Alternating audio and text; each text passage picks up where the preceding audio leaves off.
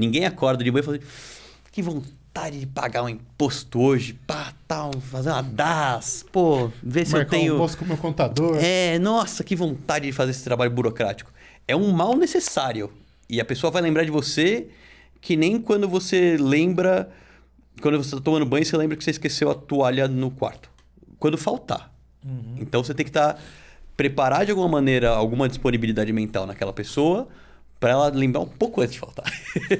Um pouco antes. Ou quando for a hora de fazer, sei lá, o imposto de renda da pessoa física, é uma ótima oportunidade que a pessoa revê todos os números que ela tem e vê se ela tem algum débito e tudo mais. Então, é uma boa hora para você entrar. E aí você vai pegando esses momentos e tentando traduzir para vender essa coisa mais boring. Seja bem-vindo a mais um episódio do Game Changers. Game Changers é um podcast que recebe profissionais de marketing, comunicação, inovação, tecnologia, que têm pontos de vista diferentes, curiosos, controversos, inteligentes sobre tudo que a gente vê no nosso mercado. E a gente tenta trazer pontos de virada na carreira dessas pessoas e trazer novas perspectivas para você olhar o mercado, para você olhar a sua carreira, para você entender futuros diferentes. Hoje a gente está recebendo um cara muito inteligente, muito especial e com uma carreira que muita gente diria que é aleatória, mas eu acho que ela é interessantíssima. É um cara que teve a oportunidade de, em pouco tempo, viver muita coisa muito intensa e fazer coisas diferentes do que a maior parte das pessoas tem oportunidade de fazer. Comigo, Rafael Machado, meu co-host, fundador aqui do Game Changers e da Traction.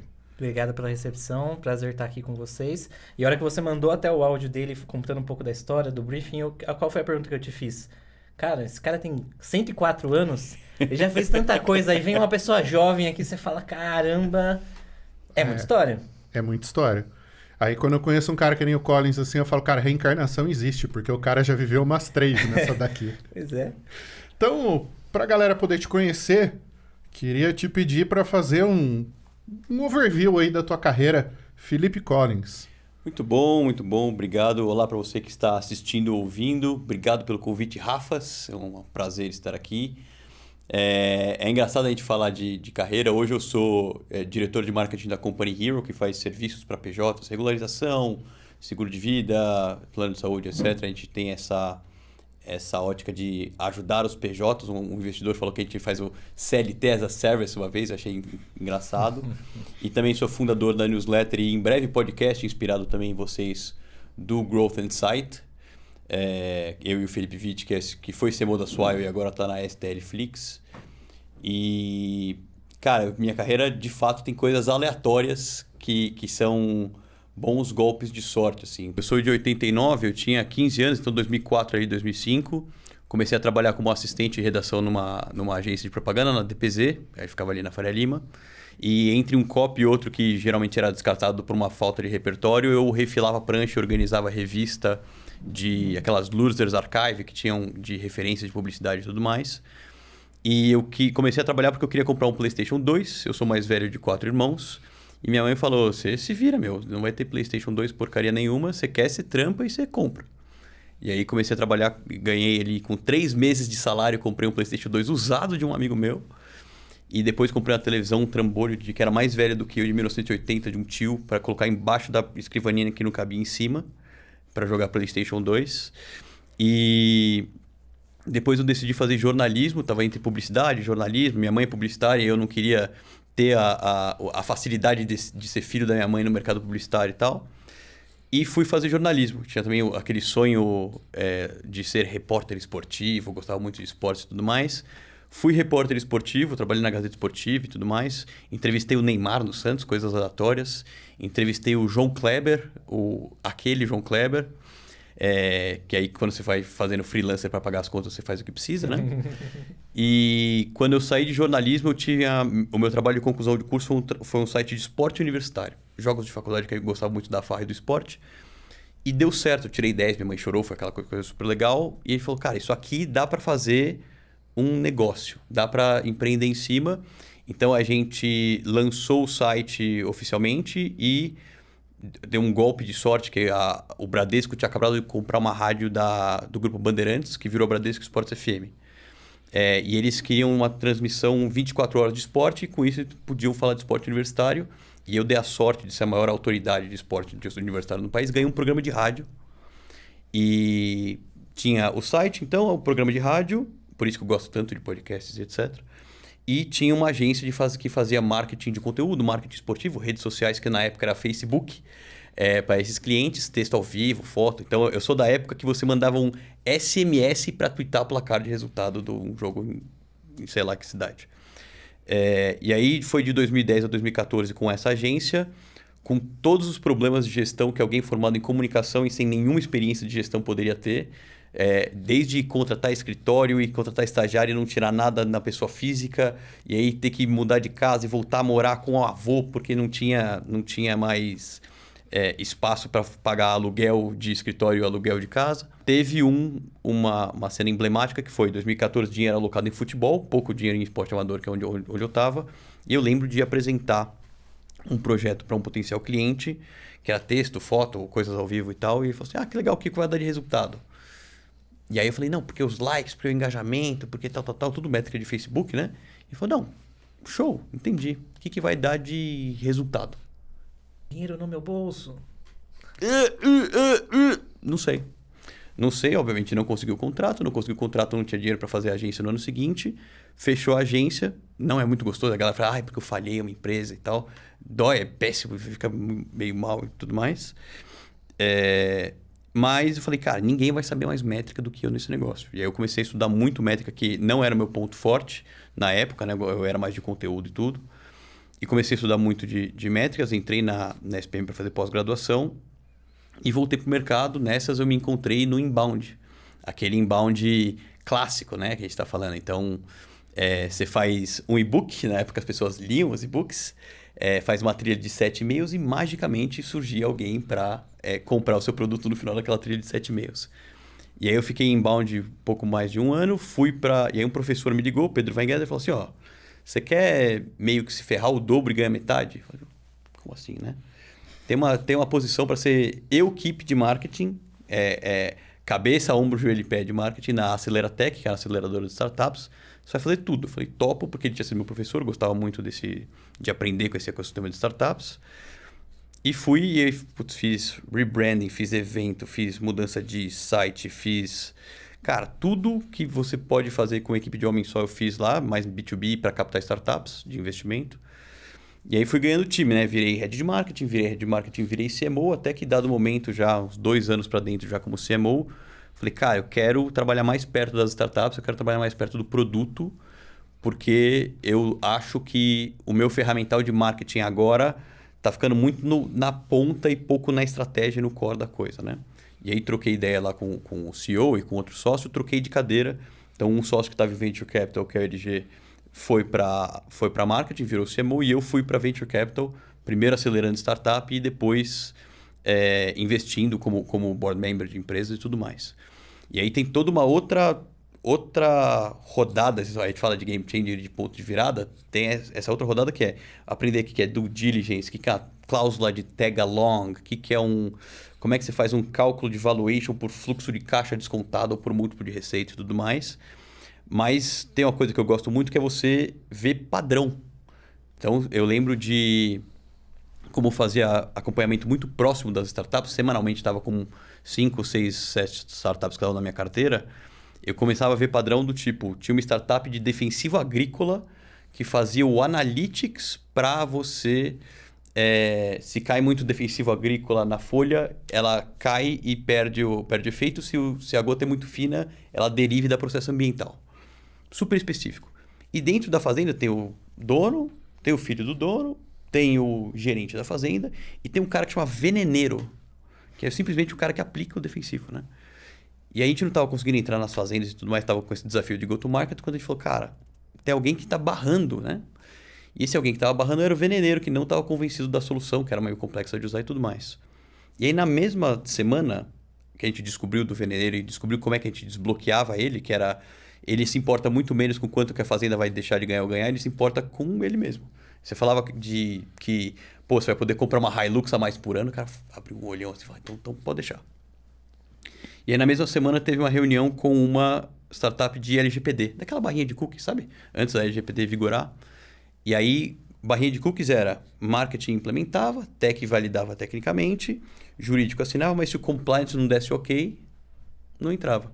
Falei, cara, compliance e o vendeneiro são a mesma coisa aqui no processo de vendas B2B, o cara que barra. E aí essa coisa de ver padrões eu acho muito legal, é uma das coisas que pô, você que está ouvindo, você quer ganhar repertório e ganhar carreira, funciona muito de você... Só de você ver como é que os outros resolvem o problema deles, ou de você resolver problemas dos outros, você ganha musculatura para errar com o erro do outro e não com o teu. É muito mais barato, muito melhor. Ajuda muito a você pegar esse tipo de padrão de similaridade, né? Daí eu tava com saudade de empreender, porque quando você é investidor em venture capital, você pode recomendar fortemente, incentivar, mas a bunda na janela, com o perdão do meu francês aqui, não é a sua, né? Não é você que está ali no calor da operação, eu estava com um pouco de saudade.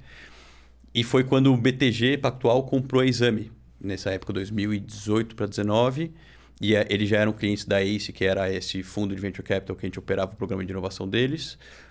E tinha a oportunidade de criar o joint venture de educação com a Exame nessa nova fase.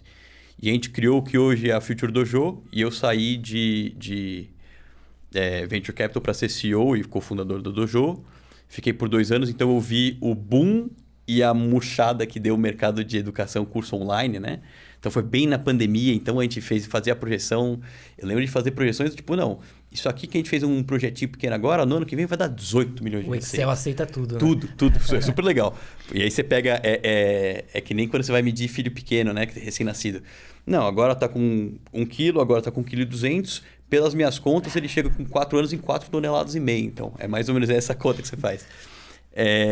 E aí, a gente conseguiu até ir bem, mas nessa virada de mercado, caso Americanas e tudo mais, eu saí de CEO da Dojo e fui para a Exame, para tocar M&A lá, buy side, eu tinha feito sell side na ACE como VC, e para tocar novos produtos. Então, co-criei o Clube CMO, co-criei uma imersão lá com o João Branco, que agora está no Starts e tal, e fiquei uma temporada na Exame, e com inovação, com produtos fora de marketing, né? Desde VC, como CEO, meio fora de marketing, só meio que pitacando de longe, porque era expertise. E quando eu saí da Exame, eu fiz um exercício de meio que de me encontrar mesmo. Nada muito místico, mas de, cara, o que eu gosto, o que eu sou bom, o que eu me divirto todo dia, onde que não tem tempo ruim, né? E aí eu falei, putz, eu acho que em marketing, em growth, eu tenho tanto... Agora que eu passei por negócio, um diferencial grande em relação a outros marketers, que eu sei onde arde para quem é CEO, eu sei onde arde para quem é VC, eu consigo relacionar com essa ponta de business, quanto o meu lado mais criativo e de construir coisas se diverte muito mais em marketing do que na parte mais cláusulas e burocracias e uma operação mais mundana, assim. Se não tem uma coisa mais criativa e intelectual, eu fico meio entediado e eu não sou tão bom, né? E aí voltei para marketing, passei pela K-Tech, o unicórnio agora que levantou $1 bilhão de infraestrutura para serviços financeiros. Quando eu saí daqui, eu fiquei meio, pô, o que eu faço? O que eu faço? E aí eu decidi otimizar para a minha própria marca. Então, fiquei como CMO fracional um ano e pouquinho. Peguei a Alice como CMO fracional, plano de saúde. Ajudei no pivô de marketing de B2C para B2B, marketing, marca, canais e tudo mais. E estava contente otimizando para minha marca, até que chega um cavalo selado, que é a Company Hero agora, que cumpre com o que eu considero pessoalmente, acho que quem está escutando também deveria ter, o que é o teu critério de trabalho ideal, né? E para mim eu sei que eu sou melhor em mercados mais boring, eu não sei porque eu gosto de mercados mais... que a categoria não é tão sexy ou que a coisa não é tão passional assim. Empresa que faz 50 milhões, mas quer fazer até 500 em 5 ou 7 anos, então de crescimento acelerado, onde eu já conhecia a turma de relacionamentos passados, a gente tinha investido numa startup que era deles, eles tinham trabalhado comigo anos e anos atrás, e que eu pudesse ter autonomia, sentar na mesa dos adultos, que a gente brinca, né? Não ficar só restrito a marketing, mas também ajudar no desenvolvimento da companhia, né? Então tinha essas premissas. E aí me ligaram e falaram assim, você não quer parar de ser fracional e vir aqui full time? Eu falei, putz, será? Aí eu falei, peraí, então vamos fazer uma coisa aqui que a gente vai tirar o risco dessa decisão. Eu fico como interino por 3 meses para ver se eu sou a pessoa certa para a função e se a Hero é o ideal para minha carreira. Deu 2 meses e meio, a gente já tava, é isso, e aí já selou o cavalo e estou agora full time. Então, long story not so short, essa é um pouco de carreira e trajetória e tudo mais. Quando você tem 25. Não, um pouco mais. A cara engana, são os cremes anti-rugas. Eu tenho 36. Um fato legal que você acabou citando é sobre essas empresas boring, né? Por você ter participado de VC, ou dentro de growth de algumas empresas também, uma experiência vasta, você deve ter visto muitos negócios sexys e muitos negócios boring, né? Você tem exemplos, assim, de negócios boring que a pessoa nem imagina, né? Quem tá escutando, às vezes, a gente nem imagina que existe. E tem muito dinheiro ali. Uma morada de grande dinheiro, de grande oportunidade, de grande mercado. Uhum. Mas que o jovem não fala, putz, eu queria isso pra minha vida, né? Boa, eu consigo dar exemplo. K-Tech, que eu passei em 2024, cara, quem acorda e fala assim, que vontade de comprar um Banking as a Service, uma infraestrutura de serviço financeiro. Não conheço ninguém. Mas se você quiser operar como uma fintech, que aí é uma necessidade de negócio de muitas empresas do país, que querem diversificar, girar caixa, oferecer mais serviços para os seus clientes, etc., você precisa de um player desse para ser o cano por onde passa o dinheiro. E, obviamente, um cano regulado pelo Banco Central e com todas as seguranças e etc. Então, tem uma... Primeiro, tudo que é fintech e mexe com grana move muito dinheiro. E aí você sempre pega um take rate daqui, tem um pedaço a colar e tal. Então são coisas que passam invisíveis aos olhos. Se você vê para o consumidor final, ninguém sabe o que é, porque é tudo white label. Mas ali mora um baita filão de negócios. Eu achei sexy. Você achou sexy? Já? Eu já tive do lado que precisou contratar isso aí e não é sexy. Não, é muita API, muito complexo e tudo mais. A venda é muito longa. Mas até de exemplos que eu lembro de exit, um exit que eu operei quando eu estava no Venture Capital foi a venda da Real Valor, que era um app de consolidação de investimento. Então você tem investimento no BTG, na XP, na Avenue, sei lá onde. Ele consolidava tudo numa carteira só e você podia acompanhar por ali o líquido sem ter que fazer conta de mais ou de menos, né? A planilha do Excel. E esse era um negócio sexy.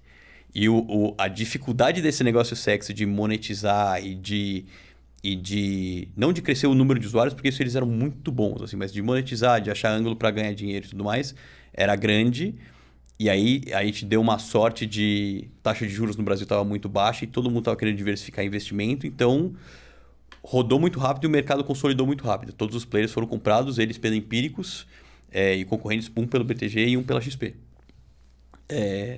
Mas você vê uma outra startup que não fui eu que operei, mas era também da Ace, sei lá, Melhor Envio, que faz a logística de e-commerce. Uhum. Também não é muito sexy. No máximo, se você sabe quem é porque veio na etiqueta da caixa que você comprou em algum lugar na internet. Menos sexy, mais fundamento, mais dinheiro e etc. E quando eu comecei a trabalhar lá atrás com esporte, com entretenimento, etc., eu via que era um mercado que, por ter muita paixão, tanto a competição era muito maior porque todo mundo queria, quanto até o retorno financeiro e de satisfação e de qualidade de vida, etc., ele era muito menor. Acho que o Scott Galloway fala também, né? De você, siga a sua paixão, não siga a sua paixão, segue trabalhe onde com que você é bom e onde dá dinheiro. Então, eu ainda não consigo ser tão dissociado de não ser apaixonado pelo que eu faço, mas é menos sobre o setor e mais sobre o que eu mexo lá dentro. Legal. E essa experiência também sua, 360 de muitas empresas e muitos cargos e responsabilidades diferentes, o que você enxerga hoje, até para o empreendedor que está ouvindo, o próprio marqueteiro, o cara de growth, etc., que são essas métricas que realmente são drives dos negócios, que realmente fazem diferença. Você numa posição de VC, você tinha que olhar ali e ver a realidade. Se está dando dinheiro, se está dando retorno. Você como um CMO, você também tem que ver o retorno de investimento sobre isso. O que são métricas hoje que são, assim, fundamentais, que são as primeiras coisas que você, Felipe, olha quando você vai olhar no negócio? Boa. Eu acho que quanto mais sênior você fica em marketing, mais para baixo está a sua responsabilidade no DRE, vamos falar assim, no demonstrativo financeiro. Então, quando você ainda está super júnior e tal, você vai poder olhar para o número de leads, embora eu ache um indicador que é super circunstancial, você vai poder olhar para no máximo um número de vendas ou coisa do tipo. E à luz que você vai ficando mais sênior ou que você vai indo mais próximo da estratégia, você vai migrando mais para tanto indicadores financeiros, então, quanto unit economics. Custo de aquisição, payback. Então, seu lifetime value é super longo e beleza, você vai receber esse dinheiro de volta. Só que você vai demorar 18 meses até você ver algum lucro daquele cliente. Putz, ou você tem muito dinheiro no caixa ou você morre no meio do caminho. Então, eu lembro as primeiras vezes que eu fui trocar com VCs que eram mais experientes que eu sobre marketing, sobre aquisição. E eu lembro muito bem que tinha um amigo meu que era VC, que ele era o planilha whisperer, assim. Ele olhava a planilha que você tinha e falava assim, por que você está pagando mais do que tanto para o cliente que vai te deixar tanto de margem e você não vai conseguir pagar a operação? E eu ficava, não sei. O que tá acontecendo? E aí, são coisas que o marketer padrão não tem tanto na ponta da língua. Qual que é a margem do teu produto para você conseguir dar de desconto, para você conseguir ter esse gap no seu custo de aquisição e tudo mais. Então, obviamente que não é todo dia que você vai ver esse nível de indicador financeiro, mas você tem uma boa robustez de como a tua empresa ganha dinheiro, qual que é a margem do teu produto, qual que é o teu custo de aquisição, quanto tempo você leva de volta para ter payback, são os indicadores cruciais, assim. Mas também não é só grana, né? Não é só no unit economics. Eu acho que tem uma maneira bem mais circunstancial e quase artesanal de você ver métricas, que são os que a gente chama de leading indicators, né? Especialmente você pega uma empresa de ciclo longo, você pega uma empresa... A gente, como marketing, a gente entrou numa noia de que tudo precisa ser atribuível e eu sou meio contra. Meio contra não, mas eu acho pouco viável, tá? E acho que pode te enviesar para tudo que é métrica fácil, e tudo que é digital, tudo que é mídia paga é mais fácil de você ver, e você ignorar o que é um indicador que seja mais sutil, só que você consegue ter um retorno de negócio maior. Então eu lembro, quando eu fui testar branded content numa empresa que eu trabalhava, a gente fez não sei, não lembro se foi Neofeed, não foi Brasil Journal, mas um desses sites novos de notícia, e colocou uma matéria patrocinada e um disparo na newsletter, e o disparo na newsletter tinha retorno para nossa página do site, né? Pô, pagamos que não foi barato e veio um lead. Pô, um lead não dá. Não dá, não tem jeito.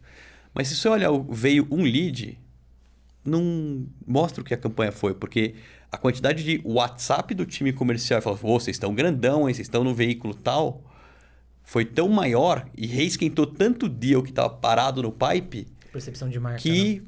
Pô, vocês estão gigantes, né? Então deu um lastro muito grande para a gente fechar um monte de outros negócios.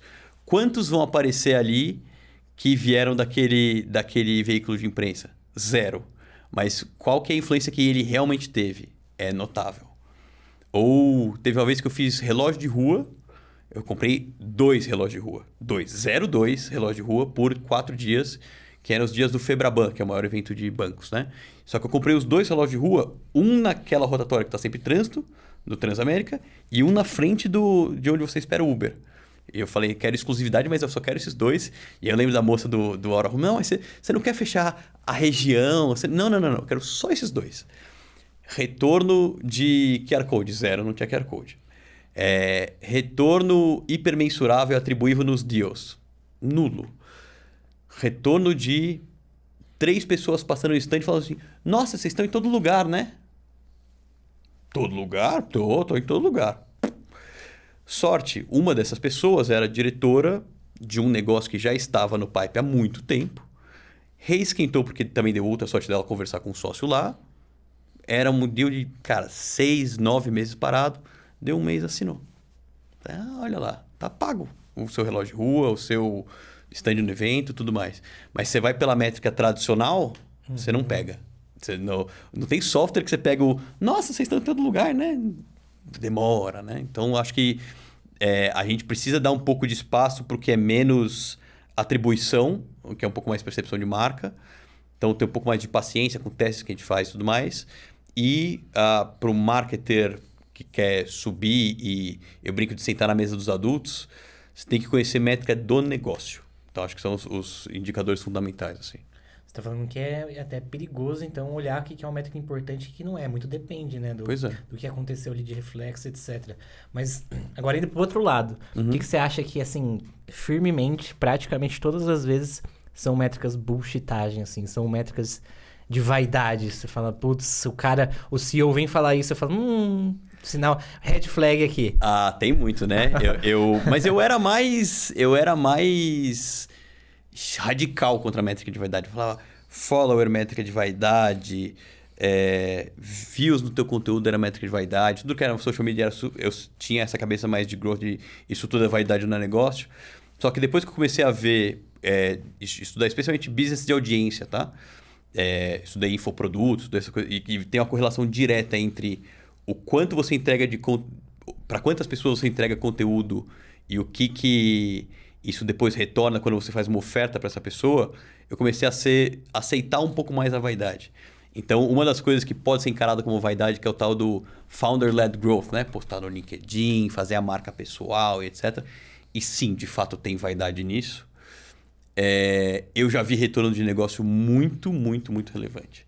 Do nível um BDR mandar uma mensagem e o CEO que a gente trabalhava no LinkedIn mandar uma mensagem para a mesma empresa e a taxa de conversão do CEO, só porque produzia conteúdo de maneira constante, ser 3 a 4 vezes maior.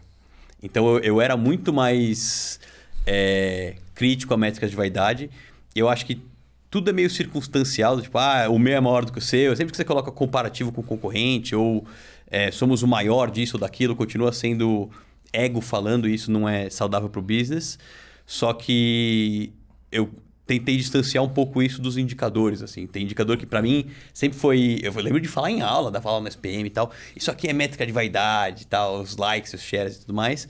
Mas a hora que você começa a ver o conteúdo começando a tracionar o negócio no segundo momento, fala, putz, talvez eu tô errado aqui. Que bom que você falou de conteúdo, mas a gente é suspeito, né? Pois é. Você é jornalista de formação, já teve agência de conteúdo, trabalhou com inbound. Como é que você está vendo o conteúdo agora nessa era da IA? Pensando nesse papel, inclusive, do indireto, do não atribuível. Porque a gente entrou de volta num nevoeiro. Você sabe que tem alguma coisa do outro lado, você sabe que tem que fazer, você sabe que tem mais gente ali fazendo, mas você não consegue ver o que os outros estão fazendo. Né? Te dá um fomo danado, porque todo mundo fala assim, comenta canal aqui que eu te mando o IA completo que te faz $milhões, só que ninguém faz os $milhões que fala que faz. É engraçado essa dinâmica, né? Eu acho que produzir conteúdo tá muito mais fácil. Muito mais fácil. Mas por estar muito mais fácil, você tem muito mais competição pela atenção, né? Eu gosto muito do Gary Vaynerchuk, que escreveu recentemente aquele do Day Trading Attention, né? Que tem uma guerra sobre a atenção de todo mundo. E, cara, agora com o IA, a sua atenção vai inclusive para coisas que não são verdadeiras. Não é só vídeo de gatinho eu gosto muito de vídeo de móvel de madeira encaixando, por exemplo, ou de prensa hidráulica esmagando coisa. Mas vai ter vídeo de mentira e vai ter vídeo de capaz de mudar a percepção de público até eleitoral e de governos e tudo mais. Mas voltando para negócios aqui, é mais fácil produzir conteúdo, só que tem um volume de conteúdo... Sabe a teoria da internet morta? Que tem robô produzindo conteúdo para robô ler e nenhum humano envolvido. Que se você se deixar levar pelo... Nossa, precisamos colocar IA para tudo. Você vai virar só mais uma pessoa que faz conteúdo com IA e ele não tem molho, e ele não tem personalidade, ele não tem... batem muito nessa tecla de autenticidade e tudo mais. Tem técnica, mas você pode também ter um pouco do teu lado mais humano, que a gente faz para marca pessoal e tudo, dentro desse mix, assim. Então, eu acho que o formato está variando muito. Então, a gente viu o LinkedIn jogando vídeo lá em cima e agora cortando. A gente vê... a gente chama de brain rot, né? O vídeo que é metade o cara falando e metade ele cortando massinha ou alguma coisa assim que é para ficar só tela. Em paralelo, a gente vê também uma busca por profundidade, né? tem os rebeldes, vocês entre eles que querem aprender mais a fundo. Tem essa linha de ir mais profundamente, assim. Substack está sendo um refúgio, né? Substack, a gente usa Beehive, mas é a mesma lógica. A newsletter que a gente faz lá, o Growth Insights, ele demora 7 horas para escrever, em média. Por isso que ele é muito bom. E ele demora 25, 30 minutos para ler. Às vezes 20, enfim. E a gente faz de propósito. Eu falei, eu quero escrever para você... Não é para você sentar e... Tem newsletters que você lê em 5 minutos que são ótimas. O Tech Drop, The News, etc. Que você precisa ler em 5 minutos entre um lugar e outro, no Uber ou qualquer coisa assim, para ficar informado. Não, eu quero que você para o que você está fazendo, lê e vai salvando e abre o link e vai lendo o que tem e tal. É meio que um jeito diferente de aprender. Então, eu acho que... E aí tem o contraponto, né? Eu lembro de aprender mais da guerra da Rússia com a Ucrânia num TikTok, que era aquele mapinha com os olhinhos falando o que estava acontecendo, do que vem do jornal. Então, acho que você precisa ter um pouco mais de atenção a formato, mas no final do dia, mesmo mais fácil, etc., tem uma coisa de você setar o tom, tem uma coisa de você ter a personalidade da marca ou a sua personalidade. Então, são coisas que não vão sair de moda na minha cabeça, assim. A profissão de copywriter ou redatores, etc., passa ainda por disrupção, mas o ter um conteúdo bom para você se ancorar, não. Eu não digo nem no sentido da produção, da gente usar IA para fazer vídeo ou para fazer áudio. Eu adoro aquela função do notebook LLM, que você joga um texto e ela transforma aquilo num podcast para você ficar ouvindo. Você muda Eu uso formato. o contrário, tá? Eu jogo um podcast e pego o texto. Eu sou desses também, né? Mas agora, por forças de nutricionista e da saúde, eu fui obrigado a fazer aeróbico, que eu odeio. E aí eu odeio música de academia. Então, Entendi. já que eu vou ser obrigado a ficar 40 minutos em cima da esteira, que seja para ouvir alguma coisa legal. Então, Nossa, aí me eu comecei distrai a muito fazer fácil. isso. Eu não consigo fazer isso. Se eu começo a escutar uma coisa, eu paro de correr, eu começo a andar, eu começo a brisar, eu paro, coloco os pés do lado. Ou me concentro em fazer uma coisa com profundidade ou não. Aí eu comecei a fazer. Eu descobri um blog sobre LLMs em alemão. Lendo uma newsletter, Growth Memo, ele citou um modelo de query fan-out do Google e ele linkou para um blog alemão sobre ChatGPT e LLMs.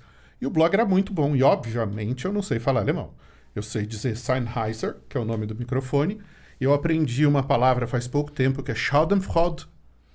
Schadenfreude. Já é escutei, aquele não sei o que sentimento do significa. bem feito. Sabe Gostei. quando alguém que você não gosta se ferra? E você fala, eu avisei, bem feito, ainda bem que ele se ferrou, né? Isso é o Schadenfreude. É a satisfação que você sente de ver um desafeto seu se ferrando. Então, isso é tudo que eu sei de alemão. Gostei. Mas o Google Chrome sabe alemão para mim. E aí eu mandei ele traduzir para português. E aí tinha uns trechos ali que eu... acho que eu não entendi isso aqui. Traduz para inglês. E aí em inglês dava para acompanhar. Andou, E aí eu comecei a acompanhar esse negócio. Então, às vezes eu pego um post dele, jogo no LLM e falo, cara, transforma isso aqui numa conversa de 40 minutos. E aí na esteira, pelo menos, eu tô aprendendo alguma coisa. Isso, a gente tá falando isso é uma coisa que eu acho bizarro de o quanto você pode se alavancar, assim. A disseminação de conhecimento. Não tem uma coisa no mundo que você não consegue aprender com propriedade hoje online. Não tem. De fazer uma luz para iluminar o estúdio ao teu alemão do Schadenfreude. Eu sei falar Eins, zwei, drei Bier, que é 1, 2, 3, 4, mas Bier a gente sabe que também é cerveja, e aí para no 4. Mas, assim, não tem nada que você não possa aprender com IA, com quantidade de vídeo e tutorial que existe, etc. E isso tudo está à disposição de todo mundo. Eu fico revoltado, às vezes, quando a galera não usa, não fuça, não quer mexer. Então, tudo que tem de IA, eu fuço em tudo. Então, aquela grana que é para o curso de sei lá o quê, vai tudo para trial de ferramenta de IA para você ficar brincando.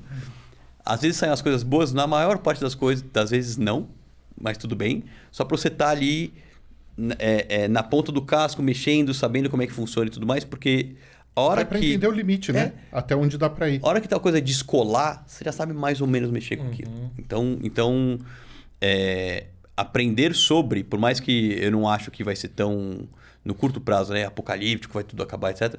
Você ficar na ponta da faca sobre inteligência artificial, a gente que é de marketing o impacto que isso tem na atenção, ou no conteúdo, ou na mensuração que a gente estava dizendo e tudo mais, eu acho bem importante, assim, e não tem mais essa desculpa de, pô, mas eu não tenho como aprender, eu não tenho professor tal, ou eu não sei alemão, ou... Não tem.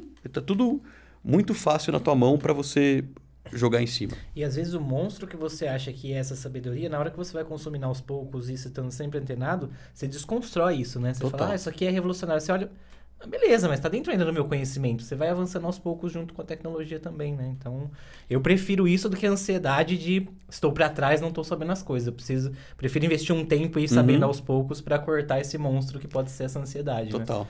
E a gente tava até a gente tem um grupo de WhatsApp de Nerd Creators, né? Que a gente tá eu e o Rez junto. Que a gente estava falando sobre o ciclo de expectativa de tecnologias, né?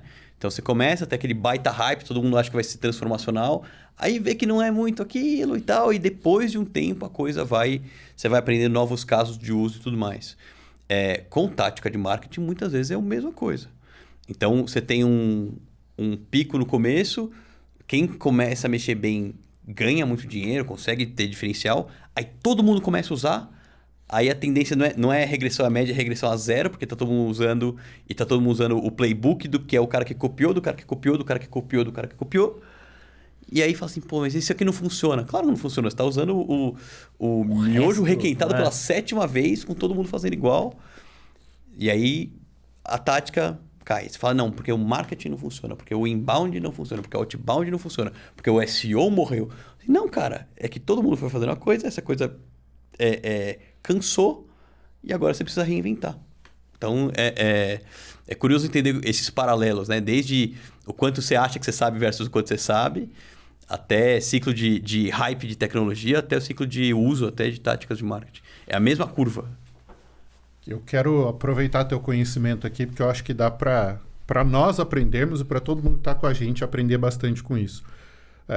O Xará falou desse ponto e você mandou os áudios antes para a gente se brifar e entender, né? E você falou do boring. E chamou a minha atenção, chamou a atenção do Xará. E eu trabalho também no B2B há muitos anos. Desde 2002 que eu fundei a primeira empresa, agora a segunda desde 2011. Eu atendi muito negócio B2B. Né? Distribuidora de produto frigorífico. Empresa de empilhadeira. A gente atendeu uma empresa de empilhadeira, eles ficam em Jundiaí, escreve Jungenrich, né? Mas você fala Jungheinrich. Então, na verdade, eu sei 3 palavras em alemão. Você sabe mais alemão do que você acha que você sabe. Eu tô aprendendo bastante alemão.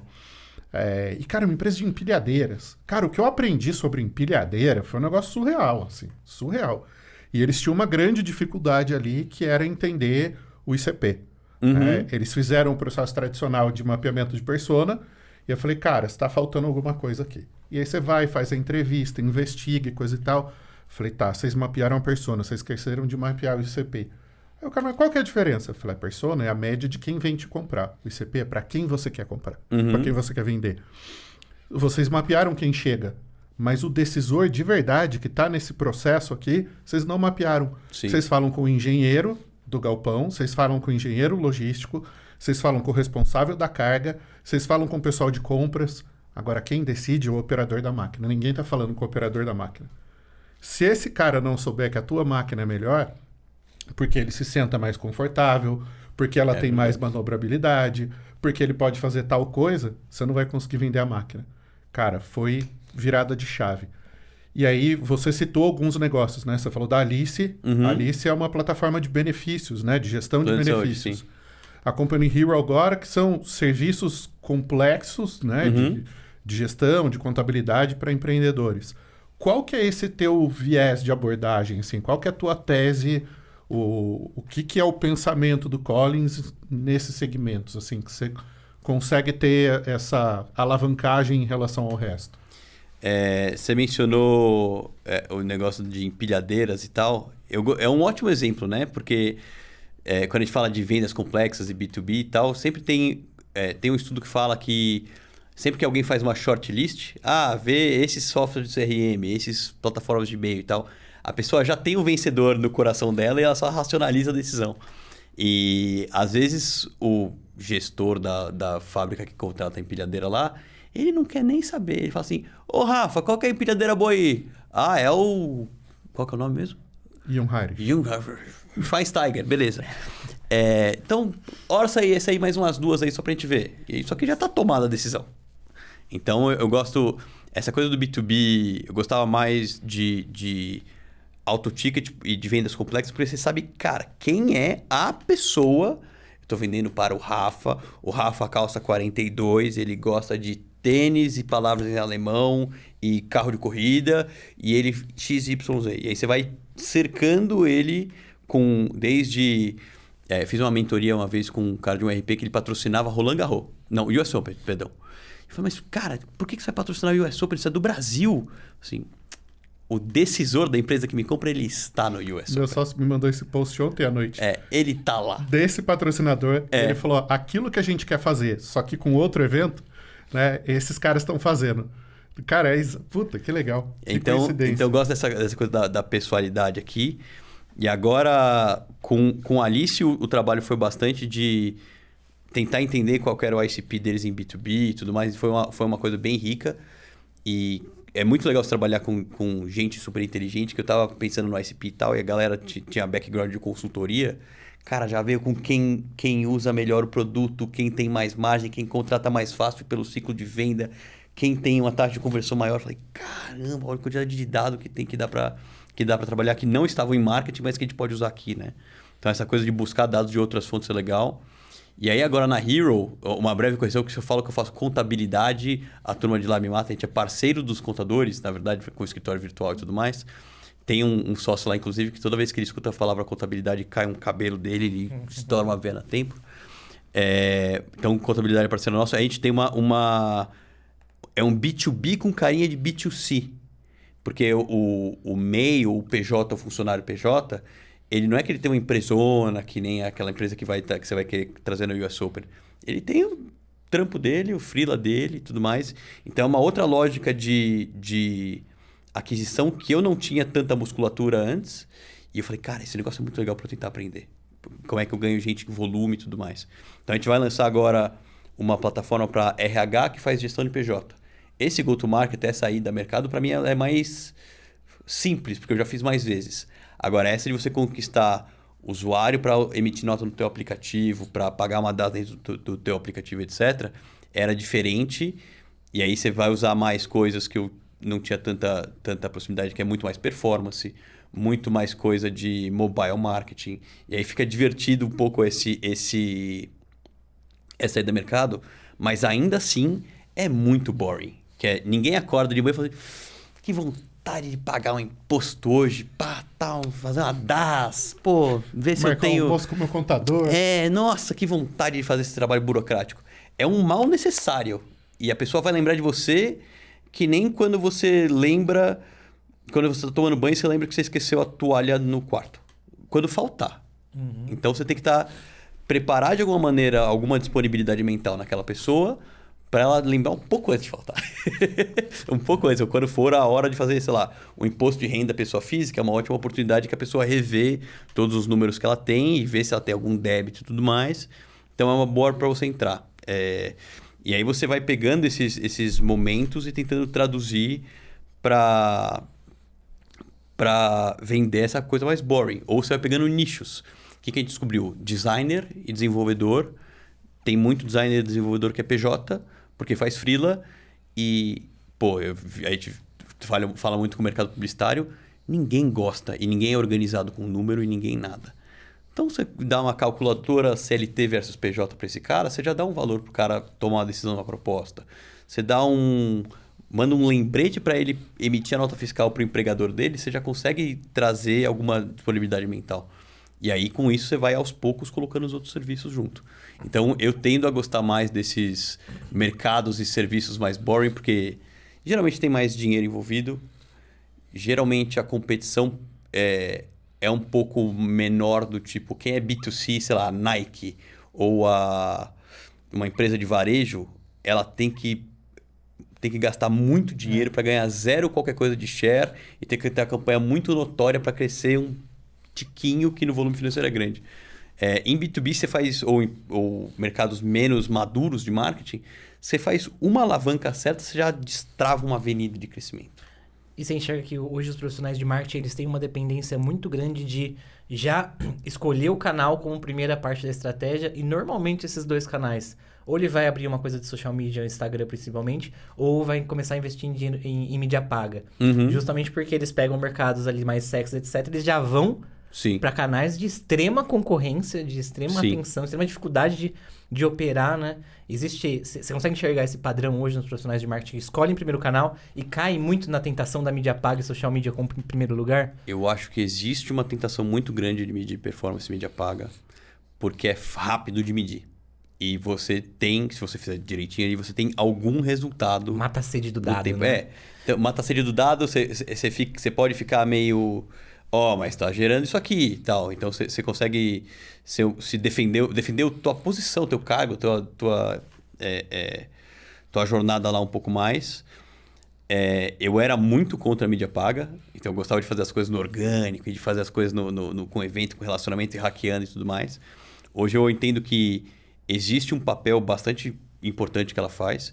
Eu lembro de falar com o CMO, na época o CMO do Exame, e, cara, ele tinha na ponta da língua, vou botar X milhões no Meta e na mídia de performance, vou fazer uma lista, era similar à fórmula do lançamento, né? Vou fazer uma lista, dessa lista vai converter tantas pessoas e vou ganhar 5X milhões.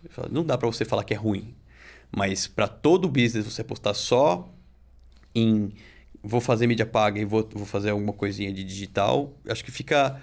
É preguiçoso porque é fácil de medir. E às vezes eu não tô falando assim, descarte, mas às vezes o teu canal vai ser de parceria, vai ser venda indireta, vai ser... você pode explorar Agora o SEO tem muita peça se movendo ao mesmo tempo, mas dá para você explorar SEO com busca, com GPT, etc., com um potencial de distribuição. Então... esse aí eu posso falar por dentro, porque eu vivo disso faz 20 anos. Então... Tá num momento muito bom. Muito bom, Muito ótimo. bom. Enquanto tem muita gente reportando queda, quem tá jogando esse jogo estruturado tá crescendo nesse momento. Se não tá crescendo de tráfego, que aí é uma medida mais de vaidade, tá crescendo de volume de vendas e de taxa de conversão. Ótimo. E é uma lógica legal até. Desculpa te interromper, mas manda bala. porque eu acho que conecta no que você tá falando. A gente estava acostumado a olhar para um funil em que você trazia 100 pessoas e convertia uma. Então você tinha 1% de taxa de conversão, o que logicamente é pouco. Se você perde, vamos jogar um número bem exagerado, 60% do seu tráfego para o AI Overview do Google e agora para o AI Mode. Mas você continua trazendo 40%. Só que esses 40% foram bem qualificados pelo AI Mode. Sim. Todas as dúvidas funil, básicas, né? ele já tirou. Então, a hora que ele chega, essa uma conversão em 40, ela já não é 1%, ela é 2,5%. Sim. 1 de 40. Só que o que a gente está vendo acontecer em alguns clientes? Isso está virando 2. Então, você passa a ter 5% de conversão. Entendi.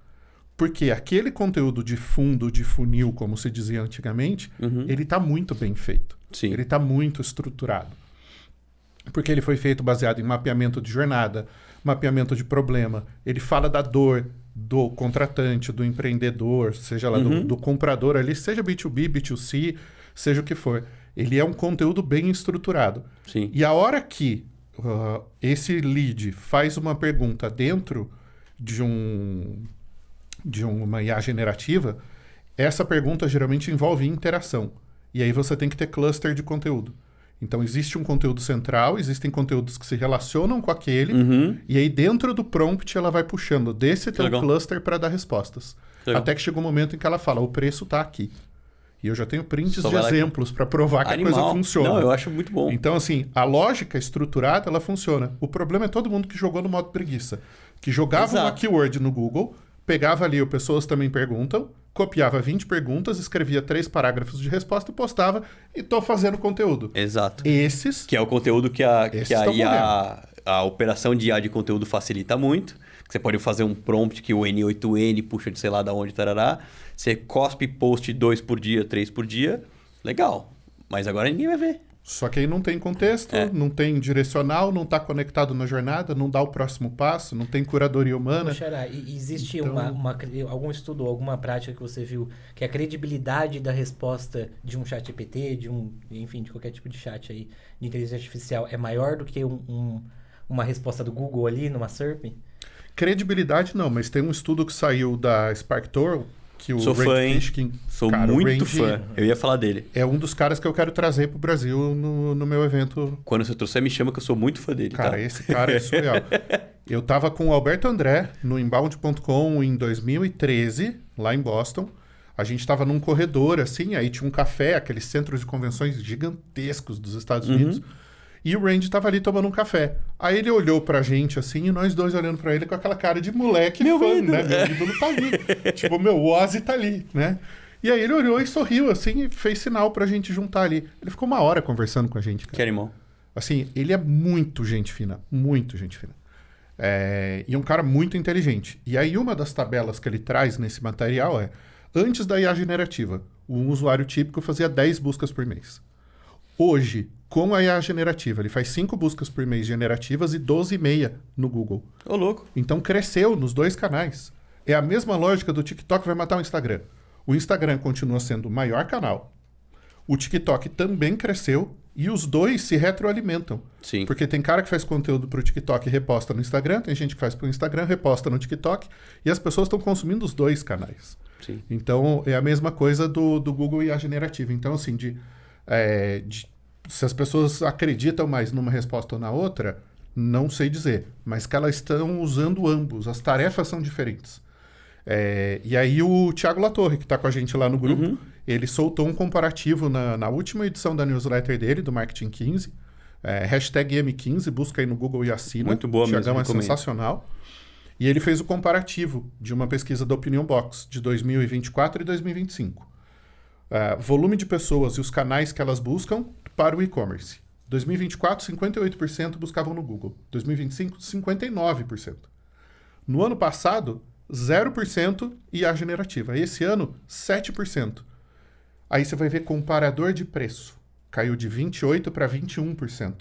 Então, o tráfego não está migrando do Google para o ChatGPT, digamos assim. Está migrando do Zoom, do Buscapé, do TechTudo para o ChatGPT.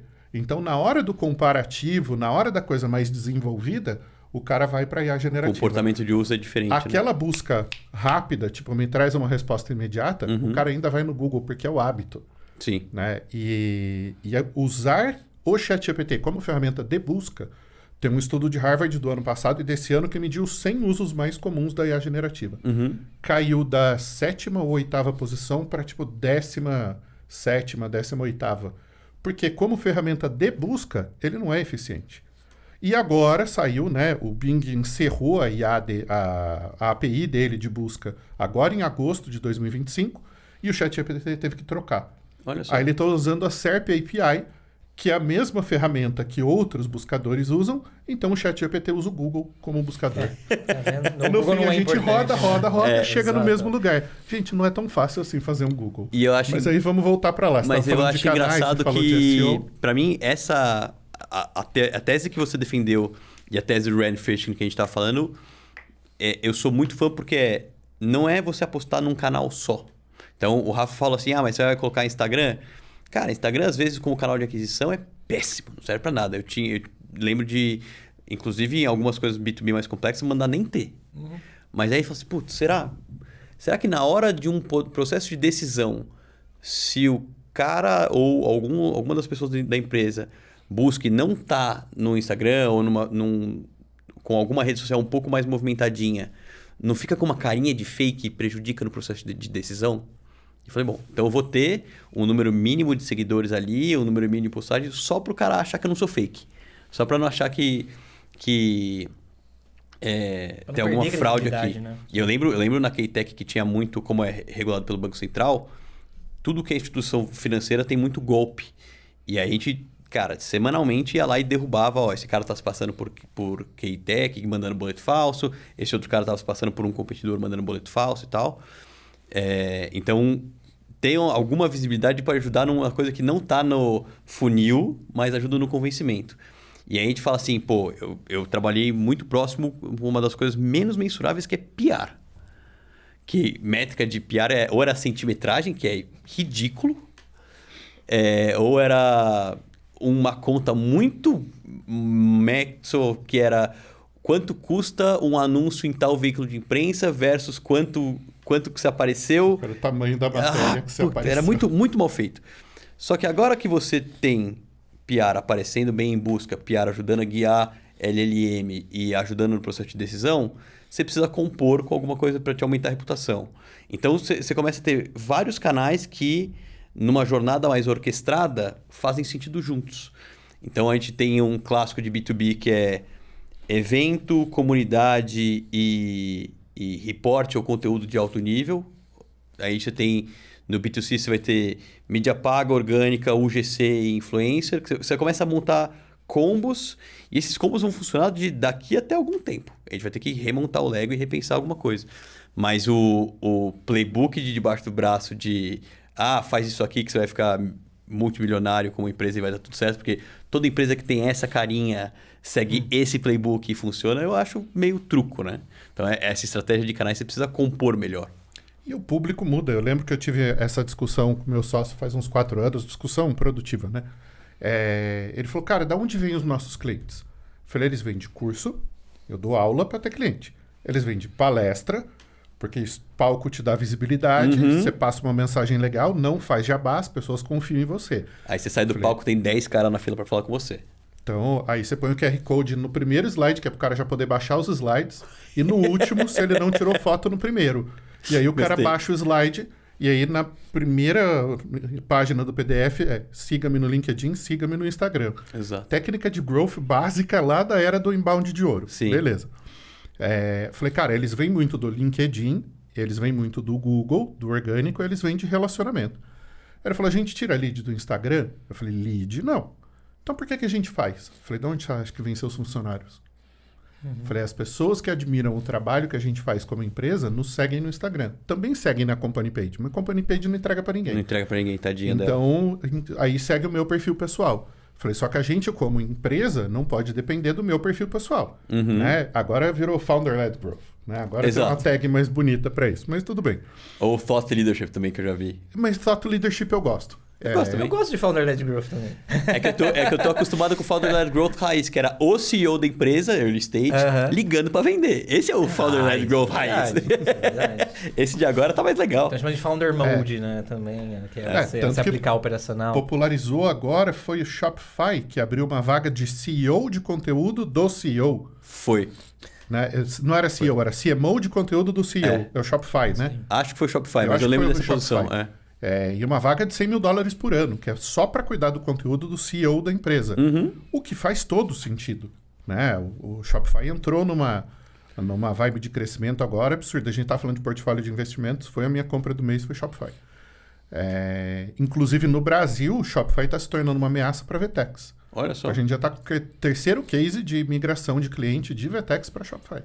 Até 3 anos atrás, a percepção é que Shopify era o quê? Loja pequena. Né? Agora, VTEX é um deus, assim, né? Tipo, gigantesco, exato, E esse é o problema, porque é um deus do tipo, eu não vou dar atenção para você, você é pequeno para mim. Esse pluginzinho que você precisa? 400 mil. E aí inviabiliza a operação de um monte de gente, né? A gente tem dezenas de clientes. Essa é a lógica de todo SaaS que cresce muito, pega muita gente e aí começa a mirar enterprise. Então eu fiz o especial da HubSpot para o Growth Insight, acho que mês retrasado. Começa querendo, vou atender o pequeno e tal, porque os seus fortes são os grandes. Porque os seus sócios, vou atender os pequenos, agora vou atender os médios. E aí vai abrindo capital, como é que eu faço? Tarará. Não, agora eu vou atender os grandes. Então, é uma jornada meio tradicional, assim, né, de SaaS. Eu achei legal essa perspectiva que você trouxe de não ter um playbook para tudo. Eu nunca gostei da ideia do playbook. Porque o povo de SaaS olhava para as coisas tudo muito encaixotada e uma regra, né? A regra da década passada era the winner takes all. Né? Então vamos crescer, dominar o mercado, tornar inviável para os concorrentes, depois a gente lucra. Sim. E aí todo mundo ficou com essa lógica na cabeça e os tempos mudaram. Né? A pandemia veio, jogou as coisas tudo do tabuleiro pro ar. E tem alguns que ainda não caíram de volta no tabuleiro, ou não vão cair mais. E o próprio tabuleiro mudou. Né? Então as regras do jogo hoje são outras. E todo esse teu repertório, todas essas experiências que você viveu, foram construindo uma visão própria de como fazer as coisas. Para alguém que hoje está chegando na área, está chegando na carreira, ou para alguém que está nesse momento de decidir. Fala, cara, já estou nesse mercado há 10 anos, já conheço algumas coisas, para onde eu quero ir? Né? O que de conselho você passaria dessa carreira que foi muito intensa, né? São 20 anos de carreira, mas você viveu 50 anos, né? Pois é. Foi muita coisa. Né? Acho que essa experiência de VC, de estar dos dois lados, né? De estar no buyer side, de estar no sell side, de participar de M&A, de olhar para dado de negócio, de dividir decisão com o CEO, voltar para a cadeira de CMO, empresas de rápido crescimento. Pô, tem um repertório muito pesado aí. O que você daria de conselho de carreira? Assim, 3 coisas que a pessoa precisa olhar e considerar. Eu acho que o momento importa muito, né? Tanto o momento de carreira quanto o momento de vida. Então, a minha lógica no começo era otimizar pelo volume de aprendizado e descobrir coisas que eu gosto e que eu não gosto de fazer rápido. Então, quando a gente fala, você já fez um monte de coisa diferente, se você for olhar tecnicamente meu currículo de começo de carreira, o RH tradicional que queria que você ficasse muitos anos numa empresa ia me odiar, porque era pinga aqui, puta, não gostei, vai pra lá, fica 1 ano aqui, fica 2 anos ali, fica... Enfim. Então, é otimizar para você aumentar a sua exposição a coisas que você pode ou não gostar no começo, né? À luz que você vai ficando mais maduro e começando a ter mais impacto nas organizações, eu defendo que a tua carreira ela é desproporcionalmente guiada pelo impacto que você tem, o esforço, na verdade, que você faz de, sei lá, 20 a 30 anos e pelo impacto que você tem de 30 até os 40. E nos 40 você consegue já colher muito mais frutos, né? Eu li isso em alguns lugares e isso ficou ressonando na minha cabeça. Então, você otimizar por crescimento de carreira nesse espaço de 25 ou alguma coisa assim te ajuda bastante a alavancar e se expor a problemas novos, mas não tanto coisas diferentes. Então, até uma jornada mais longa para você ter case, para você ter garrafa para contar. E aí, eu lembro desde amigos meus que já entravam em trainee e tudo mais, e eu empreendendo lá, os caras com grana para sair no final de semana, super, e eu ali ralando de sol a sol sem um puto no bolso. Só que você vê a quantidade que você se ferrou naquele período, te deu uma casca que você tem hoje e que a turma ainda vai precisar construir para liderar ou para alguma coisa do tipo. Tem um ponto relevante de perfil, né? Tem gente que tem mais apetite a risco, tem gente que é mais rebelde, tem gente que tem um perfil mais corporativo e mais cartesiano. E eu lembro, eu fui dar uma palestra numa construtora uma vez, faz uns 10 anos. Ele falou, você aqui é o Felipe, você é bom do futuro e tal, mas ele nunca daria certo aqui. Eu falei, concordo, mas por quê? Porque aqui a gente tem que seguir um monte de regra, um monte de padrão, tem um monte de layers de aprovação, tem um jogo político que você não é bom. Eu falei, você tem toda a razão. Então já meio que descartei Big Corp do meu repertório cedo, porque eu sabia que eu não ia ser bom nesse tipo de configuração de empresa, né? E aí, quando você já tem mais experiência, ou você quer fazer um pivô de carreira e tudo mais, eu acho que tem algumas perguntas que você pode se fazer, né? Para você é fácil e para os outros é difícil? Cara, para mim é muito fácil fazer pensamento associativo e criativo, é muito fácil escrever, é muito fácil fazer podcast ou analisar dado bruto, isso para mim é muito fácil.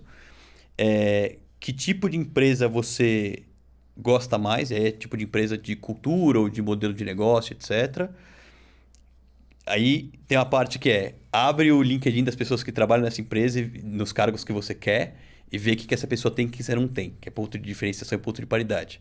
Então, quando eu fui migrar de marketing para VC, eu lembro que eu falei, cara, tem muita coisa que eu não sei, que eu vou precisar pegar, mas eu lembro que tinha uma pessoa que fez essa transição, que é o Daniel Chalfon da Astela, e eu falei assim, cara, deixa eu pagar um almoço para esse cara para descobrir o que ele teve que aprender que pode me cortar o caminho. Então, você começa a falar, quem fez esse caminho similar, ou quem que tá 2 passos à frente que eu posso pagar um café e ver como é que é, para não dar um passo errado. Então, você compara competência de ponto de paridade que você já tem com ela, ponto de diferenciação, e aí se você não tem algo que é pré-requisito para entrar naquele mercado, você tem que descolar de algum jeito. Então, eu lembro numa dessas jornadas que eu fiz, eu falei assim, cara, queria ser CMO da Nike. Sou muito fã da Nike, adoro a Nike, porque trabalha lá facilmente. Mas para você ser CMO da Nike, eu preciso ter, sei lá, uns 30 anos de experiência em varejo. Quantos anos de varejo eu tenho de experiência? 0. Então, ou eu vou aceitar voltar a ser estagiário na Nike, ou sei lá onde, para pegar essa experiência, ou eu não vou entrar lá. Beleza, então descarta a Nike e vamos para outras coisas que estão na minha cabeça. Então, esse exercício de ver o que você é bom, o que você é ruim e onde você encaixa, te dá um pouco do próximo passo que você pode seguir. Então, você pode falar assim, pô, já trabalhei no mercado de educação, gosto bastante de ser professor, mas o mercado de educação eu não gosto tanto porque tem uma margem baixa. Sei lá. A fintech tem muito dinheiro, mas a cultura de banco, quando eu estava lá, não achei tão legal. Eu tenho um primo que trabalha lá e pelo que me conta, não é legal. Então, você vai começando com informações diretas e indiretas, você vai tomando um rumo aqui. E aí, uma vez que você decidiu, você pode usar todas as técnicas de marketing, de founder-led growth, de outbound, de inbound, de relacionamento, etc., para ir lá onde você quer e falar com a pessoa que você precisa falar e entrar onde você quer entrar. Então, tem uma boa jornada, assim. Nessa de como você aprende, eu acho que... Claro, você vai ler muito, você vai ter muito notebook LLM e tal, mas você pagar um cafezinho ou pedir um áudio de WhatsApp para alguém que está num mercado um pouco diferente, que você quer ver como é que é, ou numa posição um pouco acima para você, quer ver o que falta para você, é muito subestimado. A quantidade de gente que aceita isso é maior do que você pensa e, curiosamente, depois as pessoas que aceitam e falam com você e dá bom, viram seus fãs e você torce por você e te indicam e tudo mais. Essa de dar aula e de ter bons alunos e de participar bem é um grande gerador de talentos também por causa disso. Então, esse lado relacional de aprendizagem e de você descobrir próximo passo de carreira, eu gosto bastante, assim. Felipe, para te encontrar e saber mais sobre sua vida, sobre seus pensamentos, etc., quais são as redes sociais? Você pode me achar no LinkedIn, Felipe Collins. Tem lá um selinho de Top Voice que uma vez eu recebi um convite, topei e virei Top Voice. Você pode e deve ler a newsletter do Growth Insight, growthinsight.com.br, que dá um trabalho danado para fazer, então é bom as pessoas lerem. Instagram e demais, vocês vão ver memes de baixa qualidade, fotos do meu filho e coisa de futebol, então não recomendo tanto, mas LinkedIn e newsletter sim. Como pai, eu te recomendaria, tira as fotos do seu filho da internet. Você não me deixa com medo nessas horas. Hein? Fecha o perfil, deixa um perfil para a família que tem as fotos do filho, fechado, que ninguém tem acesso, mas perfil público tira tudo que é foto de criança da internet. Game Changers também é cibersegurança, tá vendo? Gostei. Cara, e assim, eu acho que o vídeo do Felca trouxe luz para essa situação. Verdade. Mas com IA, verdade, né? O aprendizado de máquina vai pegar e vai aprender o rosto do seu filho e um dia ele vai aparecer numa situação que você não gostaria que ele aprendesse. Pois então, muito bem. Então agora o meu Instagram só tem memes de baixa qualidade. Sigam @Felca. Eu separei completamente, tirei tudo deles da internet. Não tem nada. O bom uso de ChatGPT, tá? Descobrir as cobras mais venenosas da Ásia. Descobrir qual que é a maior montanha do mundo. Descobrir por que a Jubarte pesa mais do que uma cachalote. São perguntas que meu filho me faz e quando eu não sei, ele fala assim: ô pai, perguntei pro ChatGPT. Ele tem 4 anos. Ele faz perguntas boas. São ele vai ter perguntas. respostas boas do mundo. Exato. Essa é a habilidade mais legal que você pode desenvolver como... Não é nem como profissional, como pessoa, é ter muita curiosidade. Curiosidade. Fuçar como é que a coisa mexe e tal. Eu acho fundamental. Agradeço demais sua presença. Mais uma vez, Xará, muito obrigado por esse episódio, pela informação, pelo seu tempo. E que você continue nessa trilha aí maravilhosa com mais cases e mais histórias para sua carreira. Eu que agradeço o convite e espero que você que tenha ouvido e assistido tenha gostado. Esse foi o episódio do Game Changers com Felipe Collins. Deixa nos comentários aqui qual foi o insight mais legal que você teve nesse episódio. Dá o like que é de graça, ajuda os irmãos, né? E recomenda o episódio para alguém que você acha que pode aprender alguma coisa com esse papo aqui. Valeu!